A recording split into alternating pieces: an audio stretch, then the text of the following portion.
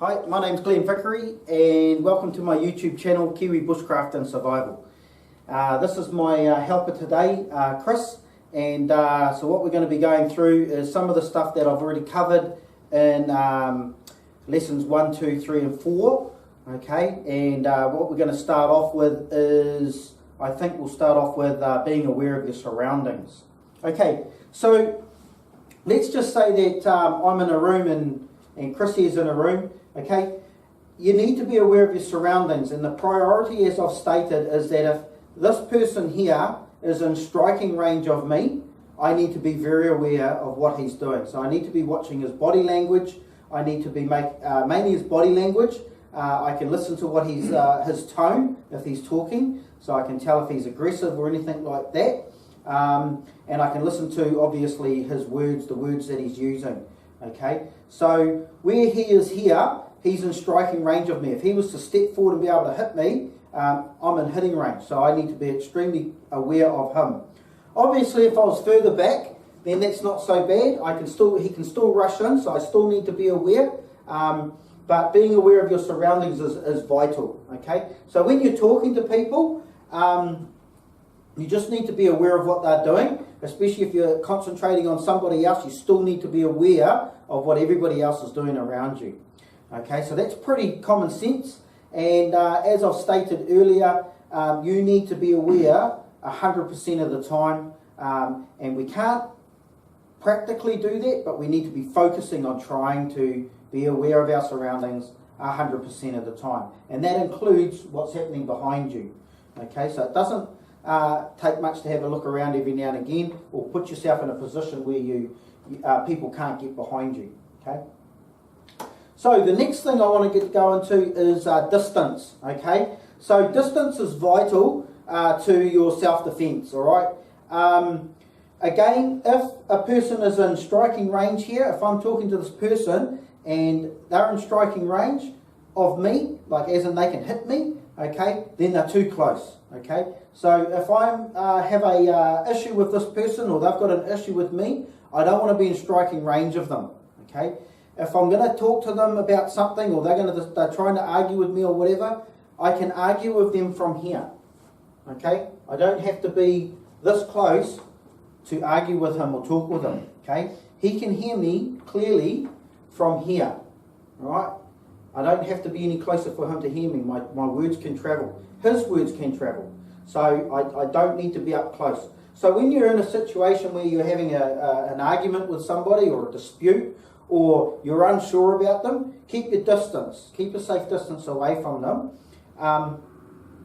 so that they can't hit you. Okay, they're going to have to come at you, physically attack you, or try and sneak in, okay, to try and be able to hit you. And when they do that, you're going to be able to see it, okay, and either counter-attack or do a preempted strike on them, okay, and we'll get to that later. All right.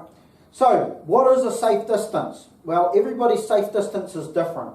If I was, say, here with Chris and I was talking with Chris, here would be a reasonably safe distance if we were just talking. Okay, this would be an okay place to sort of talk. All right, from here to here. If he was going to if he's throwing punches and things like that, I might stand about here is about fine for punches. Okay, if he's throwing kicks, I might come back a little bit further. All right, because kicks can go further. All right, and if he's got a bat or something like that, or a big hunk of wood, I might come back a little bit further. Okay, if he's got a knife, I might come back a little bit further. Okay, I may even go a good 20-30 metres away if he's got a knife. I don't want to be anywhere near this guy in case he tries to run in. Okay, so we've got to be really careful there. All right, so the bigger the danger, the more distance you make between yourself and your attacker or attackers. Okay, and that's vital. The safety distance between you and them is absolutely vital. I can't stress it any more than that. All right, you need to focus on that at all times. So when you control that distance, that safe distance between you and your attacker or attackers, if you control the distance, okay, you control the fight. All right. Now, here I'm talking about the safety distance between you and the other person, which is all good and well, but how are we supposed to, some people say, well, how are you supposed to attack this person? Okay, well, we can still attack, okay, there's nothing stopping us from coming in and attacking, but we need to create a safe distance where if this person was to throw a punch or throw a kick or whatever, okay, we can see it coming.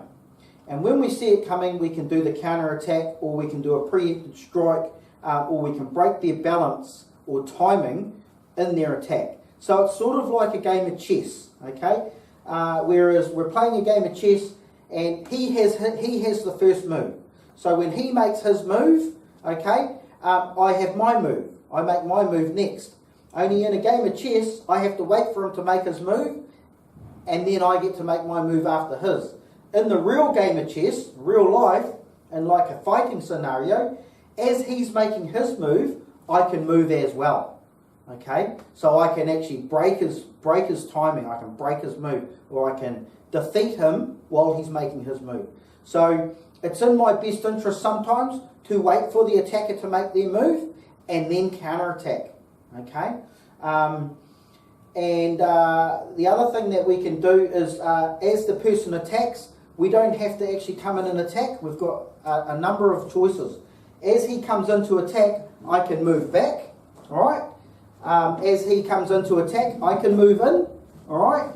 Or as he comes into attack, I can just simply move. Alright? So you've got a combination of choices, but the main thing is controlling that safe distance between you and your attacker. Okay? So as we're doing these things, 9 times out of 10 our opponent is not doing these things. Okay? So if we understand what we need to do, we can do that, and 9 times out of 10 the person that we're up against, they don't know those things. So this person, I might be maintaining my safe distance, okay, from him if he comes forward, but a lot of the time when you're up against another person, they don't know how to control distance. So when I come in and attack him, he won't control that distance very well, and I'll get him. Okay? So that's the big difference about controlling distance. If you control the distance in the fight, then you control the fight. Okay? It's very important, and as we get more into it, you'll see that happening. Okay? So let's say for a punch, for example, if I'm controlling distance for a punch, if I'm standing here and Chris makes a punch, he's coming for the head, all I've got to do is move. Okay? So as he's coming for the punch, alright, all I've got to do is move. Alright? That's the safest thing that you can do as somebody's throwing a punch at you. Alright? So I don't even have to clear in front of me. Alright? So as he's throwing a punch, I move. Alright? So if I'm at a safe distance, I'll see it coming, and as it's coming in, I just simply move. Now, you should clear the punch at the same time. Okay? You should clear the punch at the same time. So as the punch is coming in towards the head, okay, as I move, I want to be hitting this hand out of the way. I want to be clearing the area in front of my head. Okay? So I don't need to come right out here to try and clear. All I've got to do is just come into this area in front of me here. This is the danger area here. Alright? That's the area I need to clear. Alright? So when we do that clear, okay, when the person's throwing a punch, okay, and I hit his arm, alright, as I'm moving back, it's a double safe, it's like a double safe thing. Moving alone, just moving back, is the safety that I need. But as I hit his hand, okay, that's making it additionally safe for me. Okay, that gives you that confidence to know that this person's not going to be able to hit you. Okay, now when you hit this person's hand, okay, you want to hit it as hard as you can, clear in front of you as hard as you can, so that when you hit them, we make them lose balance. Alright? We make the person lose balance, and we'll get to that shortly in more depth. Okay? Now, if he throws the punch and I miss, if he's throwing the punch and as I'm stepping back, the punch comes through and I miss, that doesn't matter. Right? It doesn't matter. The main thing is you've cleared in front of you. Okay, so that punch has got no way of hitting this head because you're clearing it. Even if you miss, you've still cleared it, this area, but he's going to miss anyway because you're still moving. All right? It's just a backup. All right? It's a backup. So the other thing with the hand coming up in front and clearing is if he throws the punch and I'm starting to move, but I'm not fast enough, my hand might be fast enough to be able to clear him while I'm moving. Okay? So you should always do the two things at once. Okay? Move and clear. All right? So with this type of punch here that he's doing here, that's if he's coming around for a hook. Okay? And I'm coming through and I'm clearing that way. If he's coming through and doing a jab where he's just driving straight through and then coming back and driving straight through, okay, when he's doing a jab, what you want to do is you want to, instead of coming this way and clearing, you want to be coming down, okay? And so the movement is like this, okay? So it's doing a circular move like that. All right, you're doing a circular move like that, and you're clearing. And as you're coming through, okay, you're clearing. All right, you're hitting the hand down. All right, and it doesn't matter which one you do. If he's throwing this punch, it's again thing and clear.